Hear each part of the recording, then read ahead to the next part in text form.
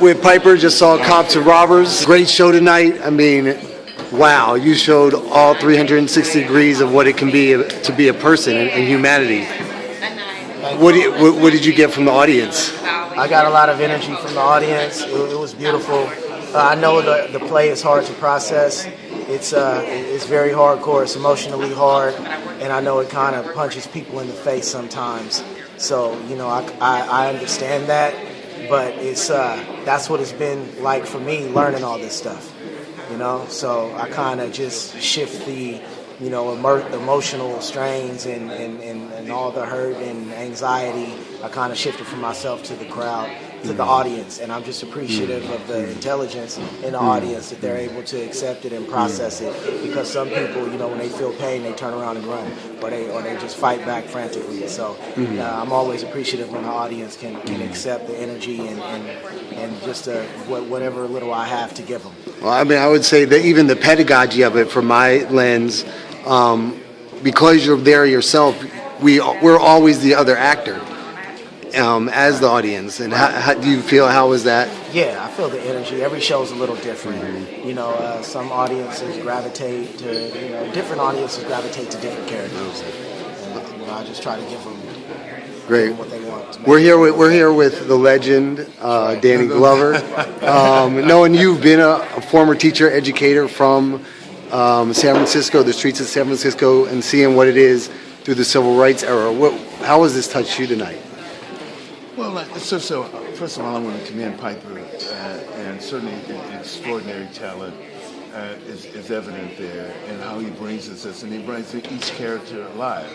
And I think we can really say that his capacity to do that and his willingness to sacrifice himself to do that is pretty monumental in itself. And mounting a show like this is an extraordinary task. As I watched him move from one character to the next character, finding some sort of place in that character, and a number of those characters are riveting characters, in a sense. But it's for him, and I'm sure it's a process also in his own evolution as an artist, and his own evolution in terms of compiling and understanding the gravity of what is happening. There's great gravity that's happening, whether it's around the corner right here on 14th Avenue right here, 14th right here, or whether you go to East 14th and everything. There's something that's happening here in terms of what is happening in not only the systemic failure. We're talking about the human failure that we see every day, but understanding the systemic failure and its historical significance in our lives. At one point in time, Oakland was a thriving community. At one point in time, as I was telling my friend Lou Levinson here, we remember those images of the Black Panther Party, talking about the free breakfast for children, talking about a free school and educating our kids, talking about community control of police, talking about health care, free health care, the accessibility to free health care. All those are kind of images in that set that elevated the human's idea and capacity of itself. It elevated their sense of themselves as human beings struggling within the framework of a system itself.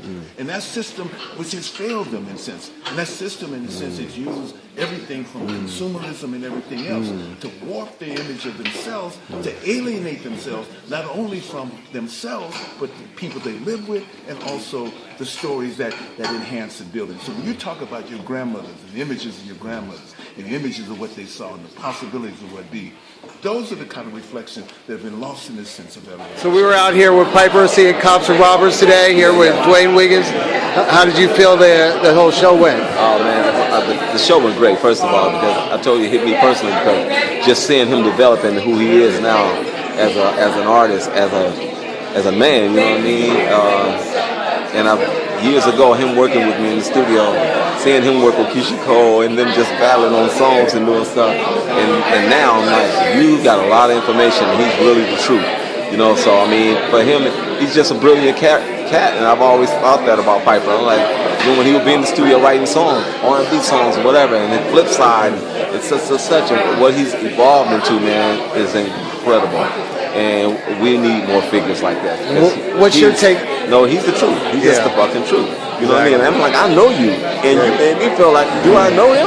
You know, I was blown away. I know you saw all 100%. sides, everything. Yes, yes. 100%, bro. So what would you say? Just one quick thing about being from Oakland, a black man being from Oakland. He makes me proud because you know what? Just as I was speaking to Jeffrey earlier today, he was like, "Man, this new generation, they are different." I was like, you know what? It makes me proud to hear that from people like that because when we think that the future does not look bright, then something like this pops up, and we know, fuck what they say. Exactly. True. Exactly. Yes, sir.